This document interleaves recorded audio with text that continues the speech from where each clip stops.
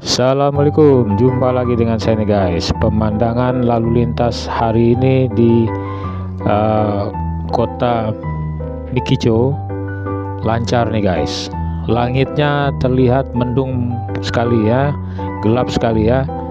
Dan menurut perakiraan cuaca katanya akan turun salju nih guys.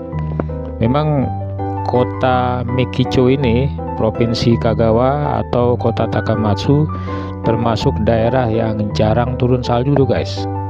Ya mudah-mudahan saja turun salju ya, karena saya baru pertama di kota Takamatsu ini, terutama di kota Mikicho, provinsi Kagawa.